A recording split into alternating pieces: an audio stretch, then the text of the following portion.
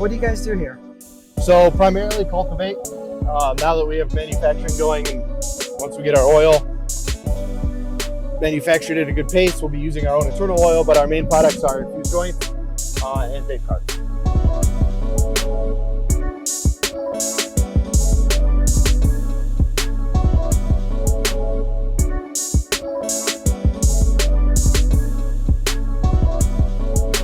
So yeah, we got a couple hoop houses right now.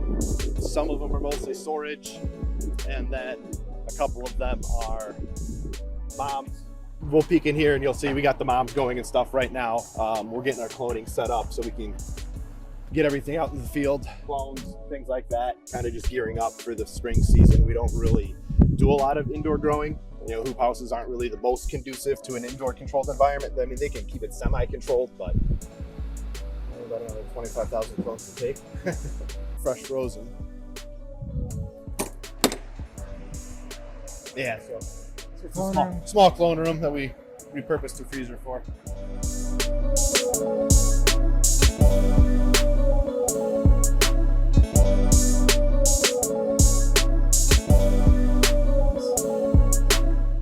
So yeah, this is our primary field. We do have another smaller field over there, but I mean, we're pretty much fenced to wood line from here all the way to the back fence.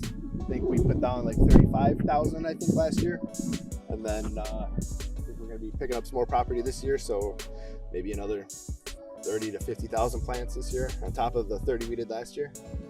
The past 2 weeks, we've had a blizzard, we've had freezing temperatures, we've had 70 degrees, like, and it's the same way even in the fall. Like, but it doesn't look like it though, because it looks, you know, like... Yeah, so we're just got a lot of material stored in here. This barn is mostly storage, biomass.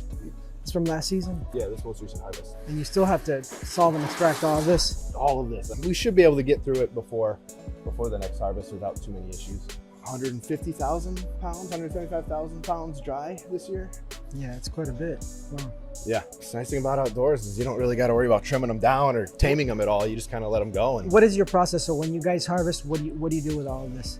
So if you'll notice on the ceiling, we got all the trellis up there. So we dry it tobacco style. We clear out both barns, roll down the trellis from the ceiling, and we have our team out there. We're usually chopping our A-grade flower. We come in here and we hang it from the ceiling to the floor. I mean, it's literally just walls and walls of material being dried. And then you bucket and yeah. So we'll dry and cure it while it's hanging, and then we'll go ahead and do the bucking process. Anything that's, you know, our higher grade flower, that's usually going to be going and getting hand trimmed and things like that. Anything that's usually a middle grade material, then that's when we'll maybe throw it to the T2s or something like that. So what do we got going on here, Kevin? Trimming our flower, QC for, you know, any sticks, stems, visual check for any potential mold or anything that might need to go to extraction. And then we have some sifters and stuff as well if we need to remove keef and things like that, separate bud size. These buds are for joints or for flower, just selling as flower? It's going to be a combination of either joints, they're going to be ground out for joints, or it'll be sold potentially as flower. We'll be doing infused flower soon. And why hand trim and not machine trim? So some of it is obviously machine trimmed if it's our, you know, lower quality stuff, but anything that is a higher quality coming out of the field, we try to capture that margin if we can. And, you know, people like the aesthetics of a hand trim versus a machine trim. And then from here, where do we go? So I mean, depending on what's going on, obviously if it's going to flour, we're usually going to be storing it in turkey bags with some humidity packs, things like that. If it's going to be ground up, the barn we were in previously had our grinder in it. At some point, if we want to look at the grinder, we can go back over there. But if it's going to pre-rolls, it would go over to the other station behind us.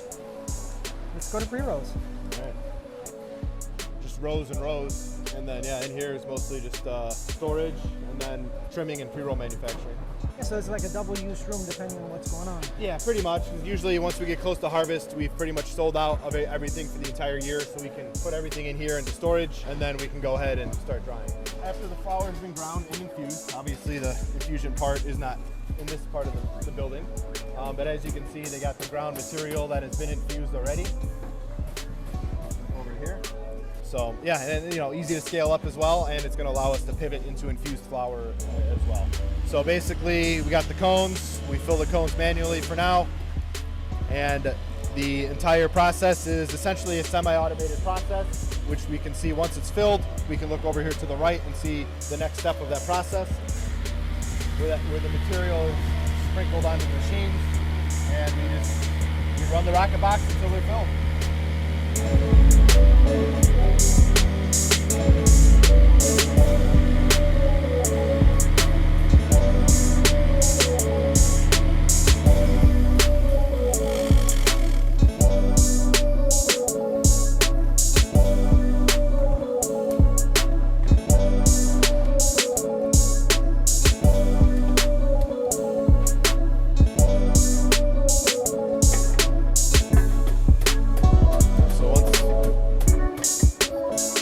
Down and then get them staged for closure.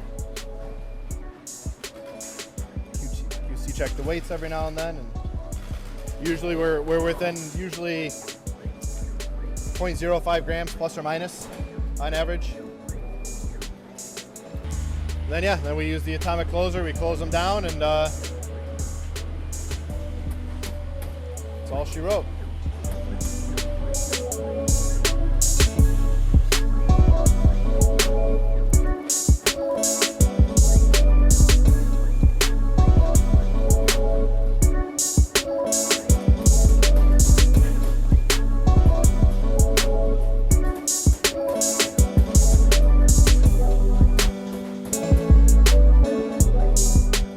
How many joints do you package a day here in this? So I would say on average, on a good day, we can get as many as 75,000 completed in a day. We try to target at least 50,000 a day. That's the way to do it. Yeah, that's Hi everyone, thanks for watching. If you found this video entertaining and you learned something today, please consider supporting us by clicking this button here. Much appreciated.